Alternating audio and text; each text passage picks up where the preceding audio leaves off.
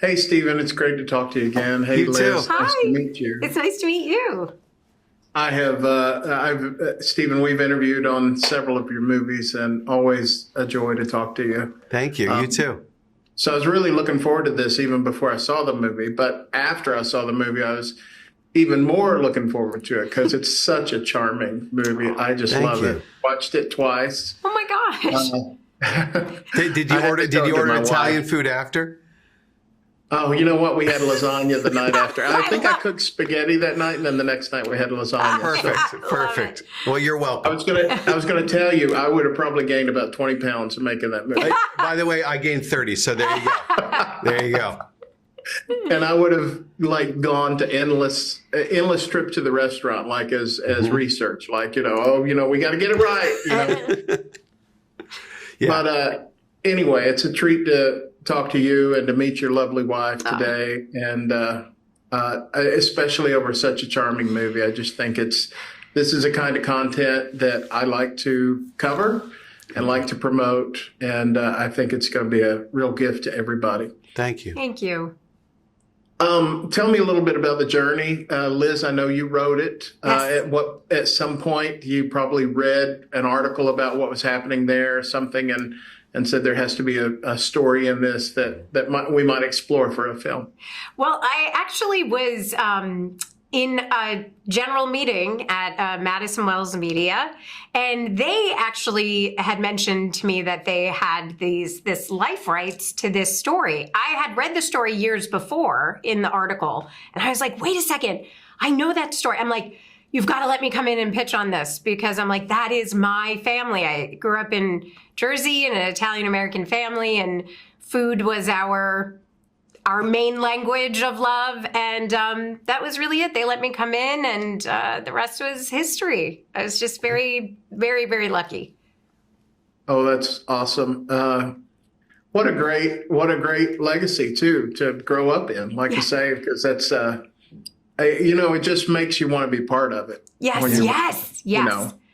Not just for the food, of course, but for the family. That's it. And I wanted to just talk a little bit. I think the scene that really struck me the second time, because I didn't know the first time, was when you have Vince and the real Joe standing there. Yeah. Looking at the Nonnas, and then it's his mother and his Nonna in there. I mean, that's just so special. I just got What chills a when you special said that. moment. Yeah. I just got chills when you said that. Yeah. I mean, it definitely. I mean, it's so good because of course, the first viewing, you don't know that's the real Joe. Yes. Right. Yeah. Yeah, I always love to put Easter eggs in. I remember for this one, it was real Joe and real Bruno. Bruno's there too, believe it or not. He's sitting right. I have real Bruno, and then Drea playing Stella, and then Joe Manganiello as fake. We called him Fake Bruno. And so I love doing that. It's so fun to put the real people and to pay tribute, because, like, I don't know if you've spoken to him yet, but the real Joe Scaravella and the real Bruno, they're such nice guys. They're amazing people, and it was a real honor to be able to tell their story. Yeah. Yeah. Stephen, talk a little bit about the cast, because I think you've been blessed to work with some great cast for your films, and this one is exceptional. I mean, it's an all-star, Yes.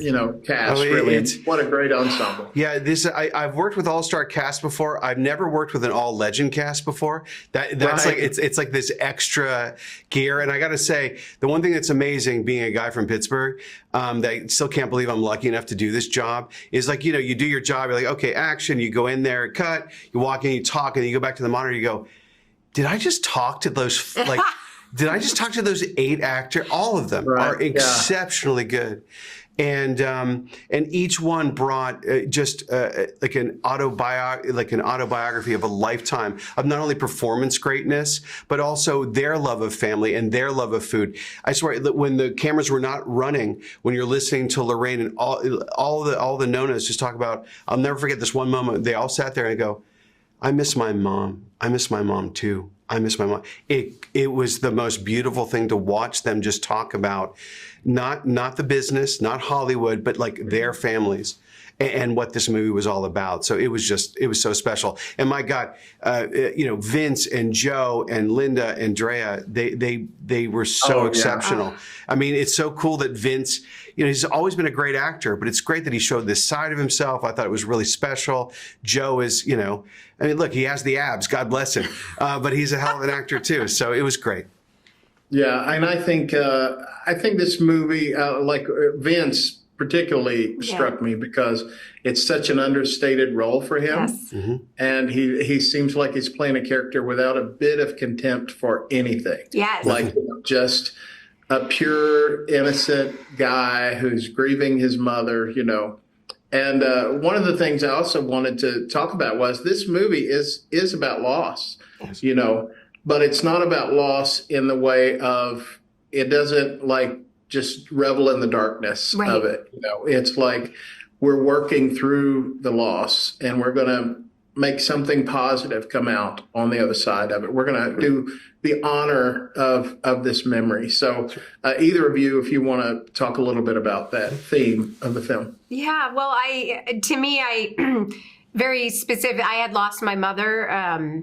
Well, God, it's over, oh my gosh, it's almost 15 years now. But so when I had the opportunity, to write, it was very much I felt like the real Joe created this restaurant to heal his grief. And I felt like writing this movie healed my grief of losing my mother. And you said it so beautifully, like moving forward, moving through the grief and not sitting in the darkness of it. Of course, there is darkness, but I very much felt like the shades of loss, with Linda's character, that it is a little surprising, hopefully, that it's like, oh, her husband is gone. And just that sometimes it's our contemporaries that we lose. Sometimes it's our family, and I love how this family came together that wasn't blood related and helped each other through loss.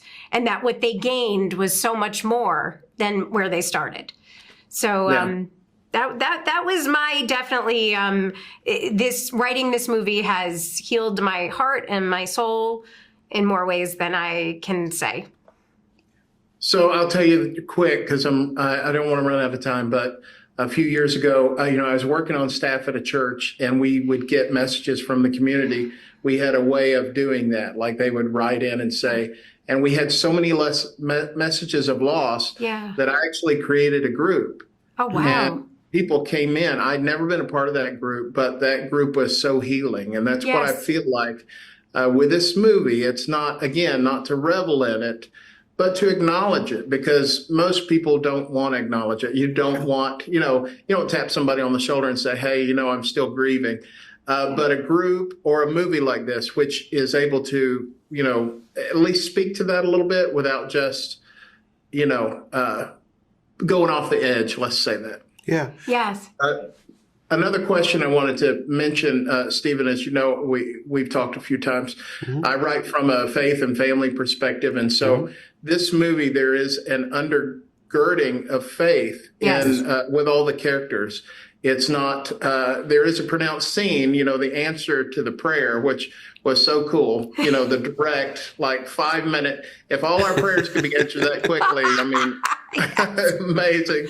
Movie time. But, talk a little bit about that, because that's probably what, that's a background of all these characters in this community. It would be inauthentic to mention it, to not mention it. Right. Yeah. Well, I feel that, look, I was raised Catholic.